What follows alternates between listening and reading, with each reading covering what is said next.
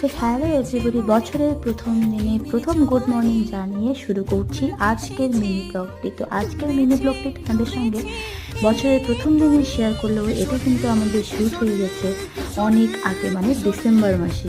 তো আজকে আমরা শ্যুট করতে এসেছিলাম আমার বাপের বাড়ির সাইডের লোকেশনটা কি দারুণ না? আর এই যে দেখো কি ঠান্ডা পড়েছে, সবাই সোয়েটার পরে আর আমি একমাত্র শাড়ি পরে দাঁত কেলিয়ে পোস্ট দিচ্ছি। তো যাই হোক, এখন শাড়ি তুলে দিয়ে এত সুন্দর করে পোস্ট করে দিলাম, তো ছবি এখনো আমার কাছে এসে পৌঁছায়নি।